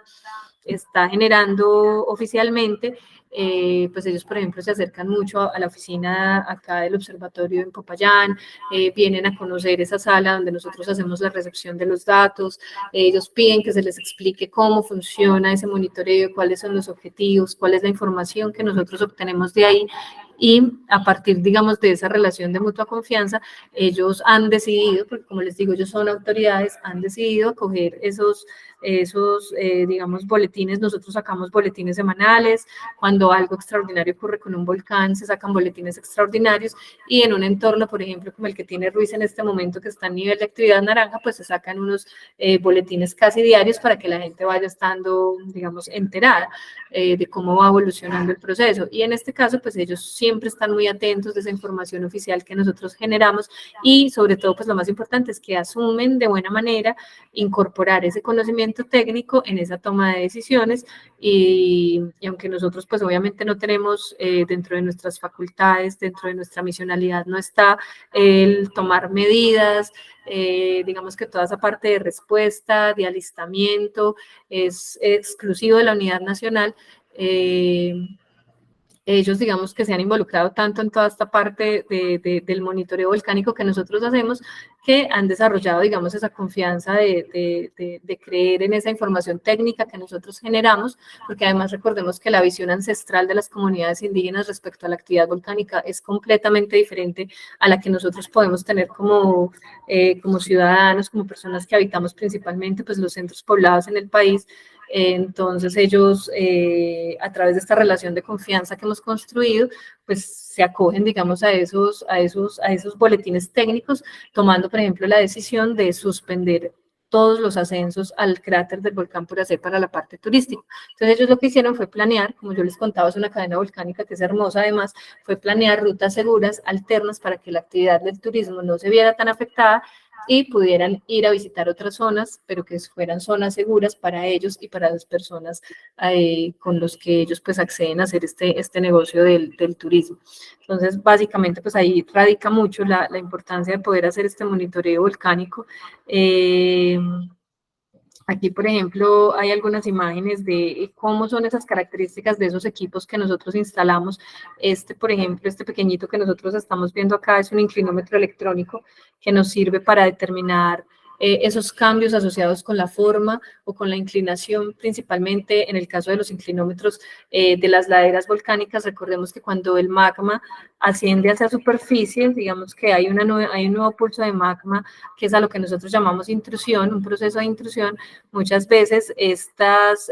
formas, digamos, de las laderas del volcán pueden verse, digamos, experimentando un proceso de inflación, o si, por ejemplo, ya empieza, digamos, a movilizarse el magma dentro de la misma estructura hacia la zona del cráter, va a haber zonas en donde se va a poder presentar un proceso, por ejemplo, de inflación en la parte más alta y de deflación en las laderas, de manera que nos puede indicar hacia dónde se está presentando esa migración de ese magma. Entonces, digamos que en la actualidad, básicamente, además de inclinómetros, la técnica más exacta que nosotros tenemos para poder medir esas variaciones en esas laderas volcánicas están relacionadas con los datos que nos generan estas estaciones GNSS, que ya son estaciones, digamos, de GPS que nos dan la resolución pues, de las 3 medidas en altura, así como en las 2 direcciones horizontales, de manera que esa restitución, digamos, de ese desplazamiento, de ese movimiento del suelo en las estructuras volcánicas va a ser mucho más exacto. Entonces aquí, por ejemplo, tenemos esta que está instalada en el volcán Puracé, una que tenemos instalada en el volcán Galeras y una de estas antenas que tenemos instaladas en el volcán Cerro Machín. Esas antenitas que ustedes están viendo ahí hacen parte ya de una red de estaciones de GPS que nos permite monitorear en tiempo real esos procesos de deformación volcánica. Tenemos también, por ejemplo, maneras de poder medir ese contenido de esas plumas de gases y de vapores que se generan. Por ejemplo, en este caso, estas dos son 2 columnas de 2 imágenes que se tomaron durante los procesos de erupción del volcán Nevado del Huila. Este que ustedes están viendo acá es el domo de lava. Recordemos que en el caso del Huila, el Huila era un volcán que en los últimos 500 años no se reconocen, digamos, ninguna descripción histórica que nos pudiera indicar que en los últimos 500 años el volcán Nevado del Huila había hecho erupción, lo que deja pues como esa última erupción hace muchos años atrás, pues no tenía como tal la formación de un cráter. Entonces este proceso en el volcán Nevado del Huila fue bastante bonito desde lo académico y lo científico, porque el volcán en sus primeras fases de reactivación lo que tuvo que realizar fue como la apertura de 2 grietas, una en dirección norte-sur, otra en dirección este-oeste, y en todo el cruce de esas 2 grietas que se abrieron se emplazó este material lábico, este cuerpo pues espeso que fue este domo que se formó. Entonces, básicamente, para poder hacer, digamos, esas medidas geoquímicas, recordemos que el volcán Nevado del Huila corresponde a la altura geográfica más alta en Colombia, pues digamos que la mejor manera de nosotros poder evaluar esa emisión de gases es de manera remota. Entonces, en este caso se hacen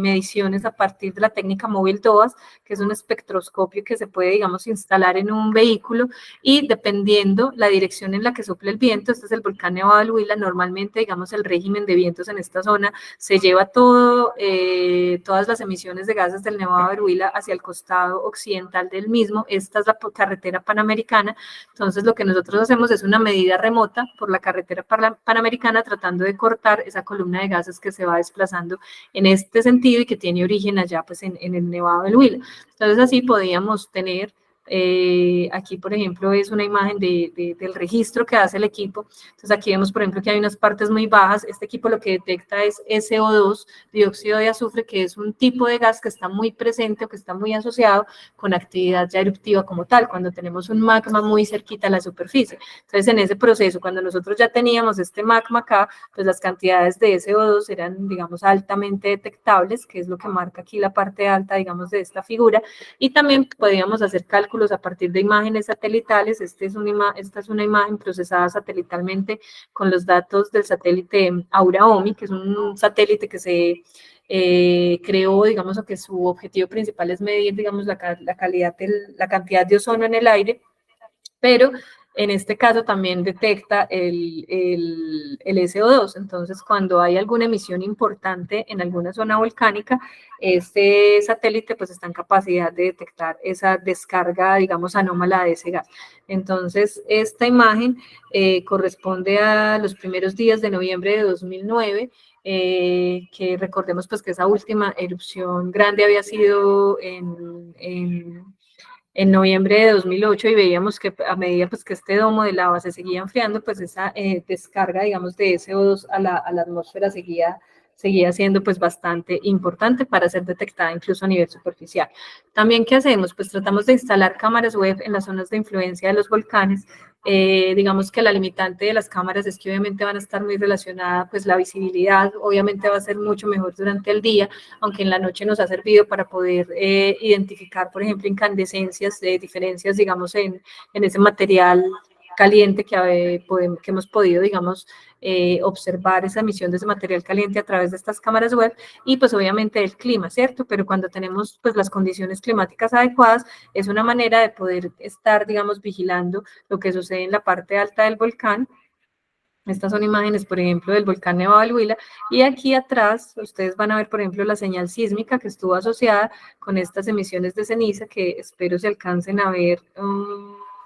de cierto modo, las alcancen a percibir. Aquí viene la señal sísmica y aquí se ve la columna. Entonces, de esa manera, cuando, digamos, las condiciones climáticas pues, son favorecedoras, uno puede relacionar esas o verificar, digamos, que esa señal sísmica que uno está viendo, y que por las características que uno está viendo de esa señal sísmica puede asumir con un grado, digamos, de certeza bastante grande que eso está asociado a una emisión de ceniza, pues es mucho mejor cuando uno la puede corroborar. En este caso, por ejemplo, en tiempo real, que teníamos pues la imagen de la cámara, aunque las condiciones climáticas no eran pues las mejores, de todos modos, en el momento en que el volcán pues hace esa descarga de gases y cenizas a la atmósfera asociada con esta señal sísmica, pues uno alcanza a ver que el desplazamiento pues allá de las nubes y de la columna con una coloración pues completamente distinta asociada con esa emisión de gases y cenizas. Durante, por ejemplo, el proceso de crecimiento de ese domo en la parte alta del volcán Nevado del Huila, también se hacía un seguimiento, digamos, de esas características térmicas de ese material emplazado allá en la parte alta.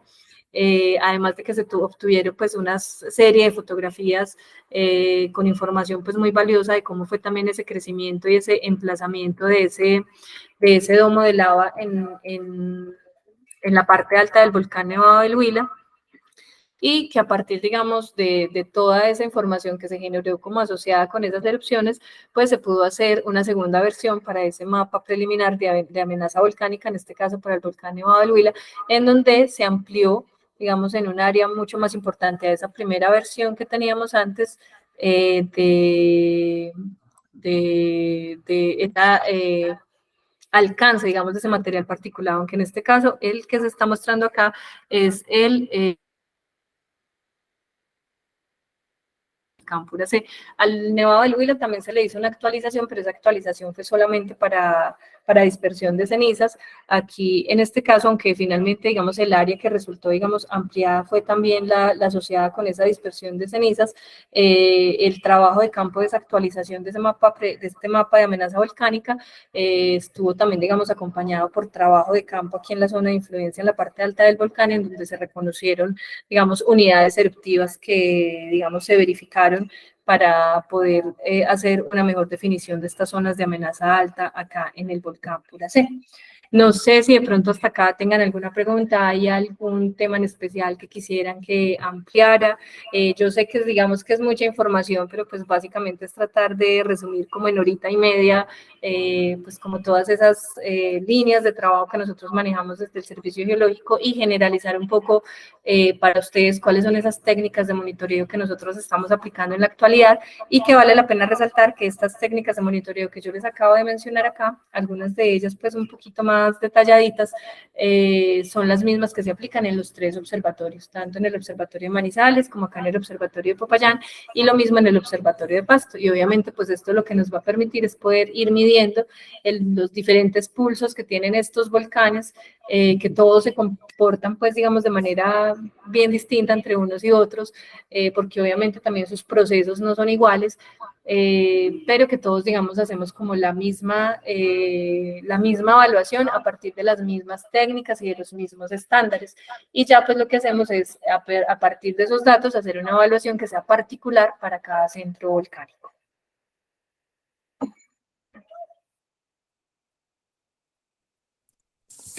Bueno, para las personas que de pronto tengan preguntas, las pueden ir dejando en la caja de comentarios. Mientras tanto, pues primero que todo agradecerle a Diana por esta presentación sobre pues el rol del servicio biológico a la hora de evaluar, pues ya estamos viendo que no solamente la parte volcánica, sino que también se monitorean otro tipo de geoamenazas, pues a las que digamos somos susceptibles en cierta manera, como es la actividad sísmica, la actividad de movimientos de remoción en masa. Eh, por mi parte, tengo una pregunta acerca, digamos, del estado actual del conocimiento, pues, en los volcanes, digamos, específicamente en el segmento central, ¿sí? Eh, digamos, aquí hablamos un poco de las técnicas de monitoreo, de los parámetros que se miden para monitorear un volcán, pero digamos, cómo es ese estado actual de conocimiento en cuanto a los eventos pasados? Y digamos como enfocado un poco a caracterizar la evolución que han tenido, digamos, estos volcanes y si de pronto la actividad actual que se está presentando pueda, no sé, tener algún tipo de variación a otro tipo de comportamientos que no se hayan tenido, digamos, en la historia reciente, pero que puedan ser susceptibles a ello. Claro que sí. Pues digamos que en el caso del Nevado del Huila, que es como el que normalmente nosotros aprovechamos para poder hacer, digamos, una ilustración de la aplicación de las diferentes técnicas de monitoreo, en el caso del segmento central de Colombia, vamos a buscar acá un mapita, yo creo que puede ser importante.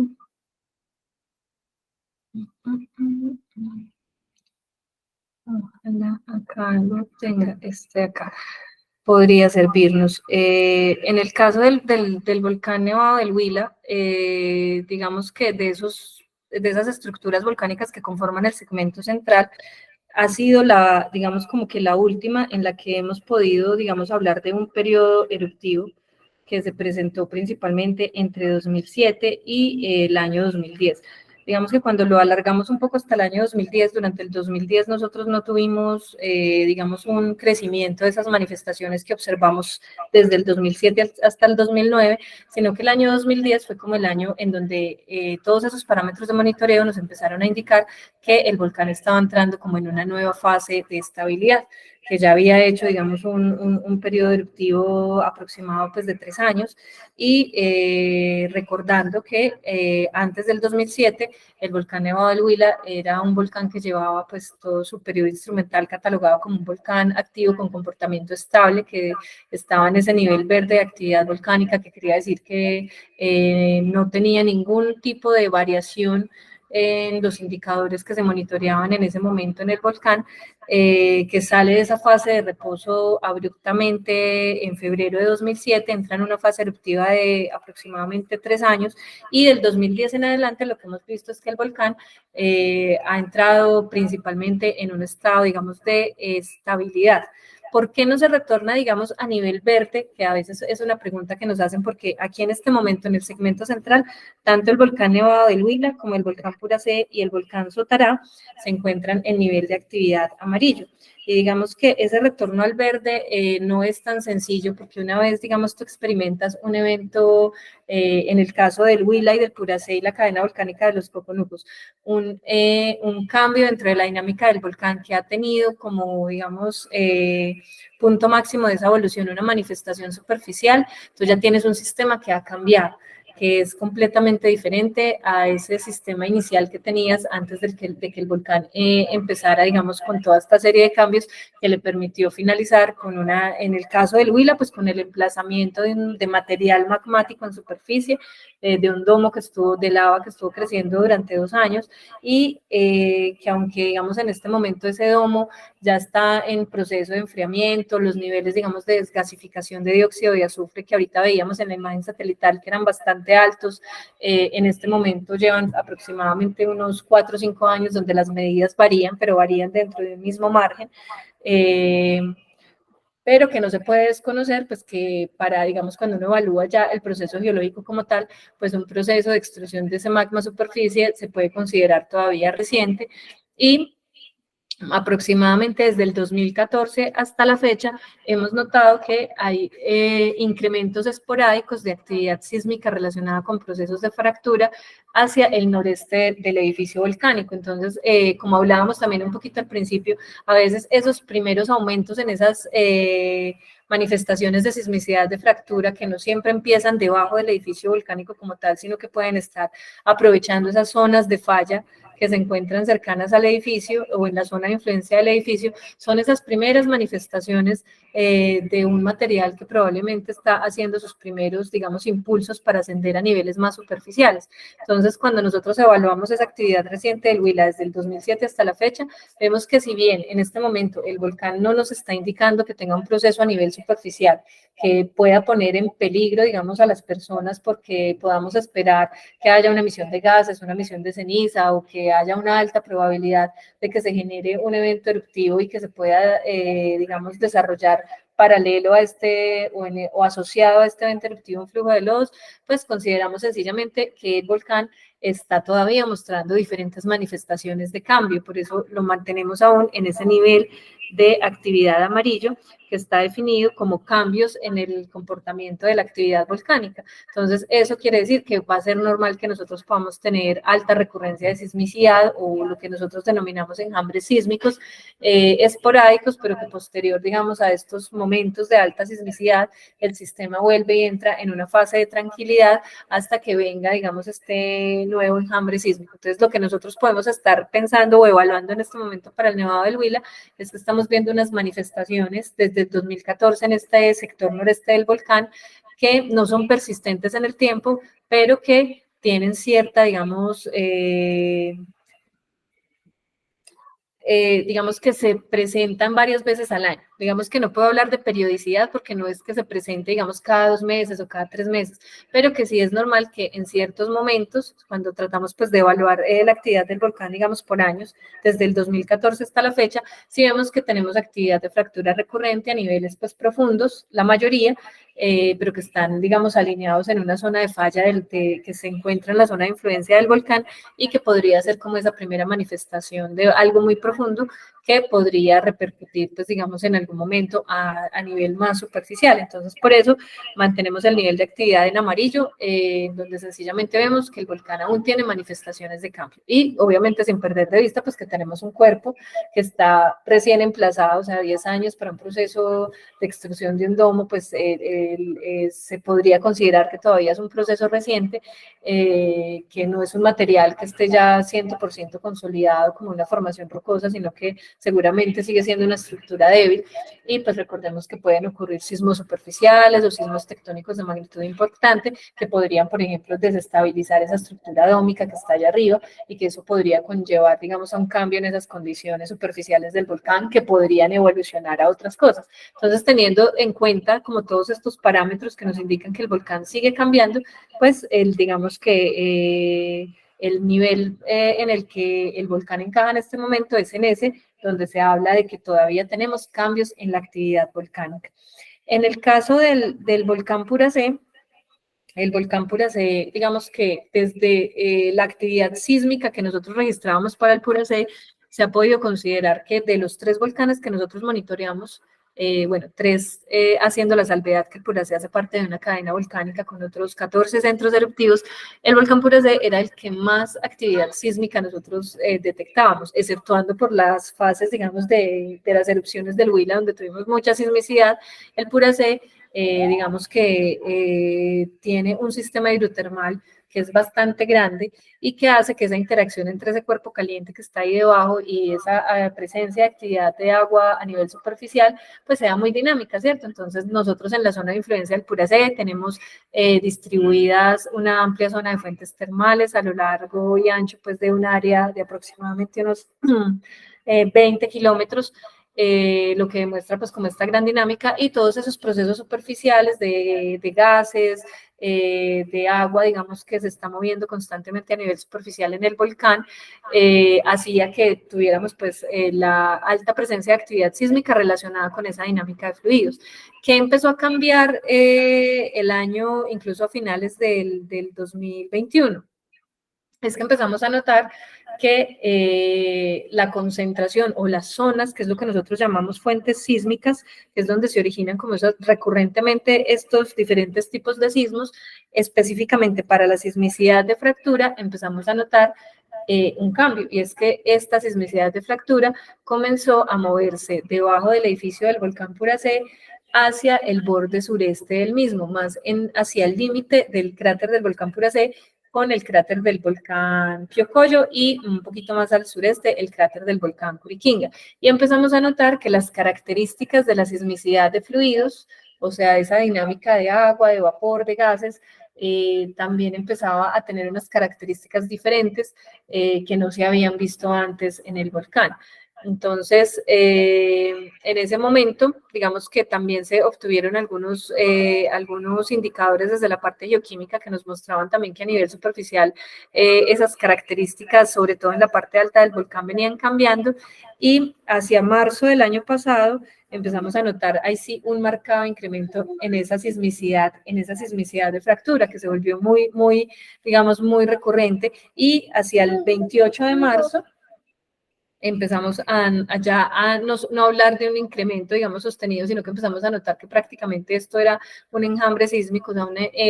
actividad de fractura sostenida, y el 29 de marzo tuvimos una señal, digamos que en ese momento la sismicidad ya no era digamos, como que ocurría un sismo, luego ocurría luego el siguiente, sino que llega un momento en que los sismos prácticamente empiezan a ocurrir continuamente en el tiempo, y esta señal continua, al verla, digamos, ya el registro, sabíamos que cumplía con las características en las que cuando uno ve que la actividad sísmica ya se da de manera sostenida en el tiempo, puedes estar indicando, tiene una alta probabilidad de estar indicando el desarrollo de un proceso superficial. Entonces, en ese momento se realiza el cambio de nivel del volcán de verde a nivel amarillo. Recordemos que de pronto, para los que no sepan, el volcán Puracé está a 30 kilómetros en línea recta pues, de la ciudad de Popayán. Tenemos un municipio, el municipio de Puracé, que está a unos 12, 15 kilómetros abajo del volcán. Ellos, digamos que en ese momento, cuando se empieza a llamar a los territorios, no reportaron la ocurrencia de pues no escucharon ni ruidos, no estaban experimentando ningún tipo, digamos, de cambio en la percepción de los olores, pero en ese momento sí tenían una comisión de turistas, una comisión de ellos se encontraba acompañando a los turistas, no en el cráter del volcán Puracé, sino en algún punto hacia el sureste de la cadena. Cuando el servicio geológico emite pues, el comunicado de cambio de nivel, ellos deciden subir para atraer a las personas de regreso, y de regreso lograron recoger muestras de ceniza, porque la ruta de regreso pasaba muy cerca por esa parte alta de la cadena volcánica, por el sector del centro eruptivo Curiquín. Entonces, las primeras imágenes que nos confirmaron a nosotros que esa señal sostenía en el tiempo, que nosotros relacionamos altamente con la probabilidad del desarrollo de un proceso a nivel superficial, ellos nos lo confirmaron un par de horas después cuando enviaron a la sede del observatorio las fotografías de 2 grietas que se abrieron en la pared norte del cráter Curiquinga y de la emisión de ceniza pues, que se quedó allá en la parte alta del volcán de la cual pues probablemente nosotros no hubiéramos podido tener un registro a no ser que ellos se encontraban en ese momento en la zona, y ahí pues ya pudimos confirmar que había sido una erupción pues más de tipo freático, más del tipo de una emisión de vapores y gases con un poco de ceniza, y que posterior, pues digamos, a esto no evolucionó a otra manifestación superficial clara. Pero el volcán, digamos que en este momento, el volcán Puracé, y si ustedes consultan, digamos, esos informes semanales que nosotros sacamos, ya no solamente es el volcán Puracé, sino que es la cadena volcánica, porque ya tenemos que tener en cuenta al volcán Puracé y al volcán Curiquinga, que fue finalmente por donde vimos la manifestación superficial. El volcán nos demuestra que sigue cambiando y que sigue cambiando rápidamente. Tenemos una sismicidad que se está concentrando a niveles superficiales prácticamente durante los últimos 6 o 7 meses. Es sismicidad de muy bajo aporte energético, las magnitudes son muy pequeñitas, pero se está concentrando, digamos, de manera muy importante debajo del cráter del volcán Puracé. Entonces hemos visto que en menos de 2 años la fuente de la sismicidad de fractura migró desde debajo del Puracé hacia la zona del cráter Curiquinga, y en este momento estamos viendo que esa sismicidad de fractura está migrando nuevamente hacia el límite sur del cráter del volcán Puracé. También se está concentrando un poquito hacia el flanco norte del volcán Puracé, y la sismicidad de fluidos está principalmente debajo del cráter del volcán Puracé a niveles pues que son superficiales, muchos de ellos en los primeros 2 kilómetros. Entonces es una situación pues que hemos visto que se ha sostenido durante los últimos meses, que la magnitud de los eventos no nos indican que el proceso se esté haciendo más energético, sino más bien que es persistente en el tiempo, lo que hace pues que el volcán esté también en ese encaje, digamos, en esa definición del nivel amarillo, donde estamos constantemente observando cambios, principalmente en esos niveles de actividad sísmica, pero que tampoco, digamos, se ha cruzado el límite donde nosotros veamos que hay un aumento drástico en el número de eventos, o que tenemos un aumento importante en las magnitudes de los eventos que nos estén indicando que hay un proceso mucho más energético ocurriendo debajo del volcán. Pero siempre vuelvo y recalco pues que estos procesos pueden evolucionar muy rápido, entonces por eso hemos decidido mantenerlo en nivel amarillo, y resaltando pues que afortunadamente las autoridades indígenas han sido muy receptivas de nuestra información, y ellos mismos han decidido, digamos, tomar esas precauciones de mantener restringido el acceso a la parte alta del volcán Puracé. En cuanto al volcán Sotará entró en nivel amarillo desde el año 2012. Era un volcán también que desde que se tenía pues registro instrumental de estaciones sismológicas, principalmente allá en la zona de influencia, hasta antes del 2012, era un volcán con unos niveles de actividad sísmica muy bajitos. Sus principales manifestaciones, digamos, superficiales estaban relacionadas con un campo, digamos, de fumarólico que está presente allá en la parte alta del volcán, y la presencia también de aguas termales. Pero desde los parámetros tanto geoquímicos, de muestreos que se hacían eventualmente allá en la zona, y del monitoreo sísmico que teníamos en tiempo real también en el volcán, pues nos mostraba unos niveles muy bajos de actividad sísmica, y nos muestra también unos niveles muy estables en cuanto a los parámetros geoquímicos. Lo que cambió en 2012 fue también de nuevo una intensa, digamos, actividad sísmica de fractura que inició cuando esta actividad inició, eso fue más o menos en agosto, septiembre del 2012, inició localizándose aproximadamente a unos 10 kilómetros del volcán en dirección noreste, y con el tiempo empezamos a notar que los epicentros de los eventos, las localizaciones de los eventos fueron acercándose en dirección al volcán, y fueron aproximadamente 12.000 eventos sísmicos. Entonces, en ese momento, pues también decidí hacerse el cambio al nivel amarillo, porque pasamos de tener un volcán con un registro instrumental de sismos prácticamente 1 o 2 al mes, a pasar a tener en un periodo de 20 días, y digamos, si cogemos esos primeros 2 meses de ese, digamos, despertar de esa actividad sísmica en el volcán, fueron alrededor de 12.000 sismos. Y a partir de ahí, pues hemos notado que la sismicidad, aunque es de muy bajo aporte energético y ya no es tan recurrente, la sismicidad de fractura tiende a concentrarse ahora debajo del volcán. Entonces, todo eso lo que nos está hablando es de esos cambios, digamos, a nivel de esas zonas por las que el magma aprovecha, digamos, para desplazarse hacia zonas más superficiales, de sectores, digamos, donde ese rompimiento de rocas, para que ese magma pueda irse acomodando, para que esa, digamos, interacción entre entre ese cuerpo, digamos, un poquito más profundo, con ese sistema más superficial del volcán, con ese sistema hidrotermal, también nos va hablando de cambios. Entonces, probablemente lo que nosotros estamos también viendo es como unas primeras fases de lo que seguramente en algún momento va a evolucionar probablemente a algo, digamos, más de características superficiales que podrían terminar, por ejemplo, en un evento eruptivo. Pero en este momento, digamos que la actividad del volcán simplemente indica que continúa cambiando, que ya no tenemos ese volcán quietecito de hace 10 años que no tenía casi sismos en el año, sino que ahora tenemos un volcán con actividad sísmica más recurrente, que ha mostrado también un cambio en la ubicación de esas fuentes sísmicas con respecto a la parte alta del volcán o a la zona del cráter, por lo que también está en ese nivel amarillo. Entonces, en este momento, digamos que el volcán que más cambios está manifestando o está mostrando en sus parámetros de monitoreo sigue siendo el volcán Puracé, pero como les digo, son unos cambios que no nos están indicando que haya un proceso energéticamente importante debajo del volcán, sino que nos están reflejando esas incompletas interacciones que se dan a nivel superficiales de los volcanes por las mismas zonas de debilidad, por la misma presencia de agua, de vapor de agua y por la misma presencia, obviamente, de un material, digamos, que haya podido migrar desde una parte más profunda, de un material caliente, que haya podido migrar desde una zona más profunda hasta una zona un poco más superficial. Entonces, ¿qué se trata de caracterizar a partir del monitoreo, por ejemplo, y de complementarse con esa investigación? Es tratar, por ejemplo, en algún momento de determinar volúmenes aproximados de ese material que pudo haberse movido hacia esas zonas más superficiales, determinar a partir de ese monitoreo geoquímico si hay presencia, por ejemplo, de especies gaseosas como por ejemplo el SO2, empezáramos a notar un cambio importante en esta desgasificación del volcán que nos hablara de que hay un cuerpo, digamos, de magma que pudiera estar desgasificando de manera más eficiente a la superficie, pero tampoco tenemos, digamos, ese indicador en este momento.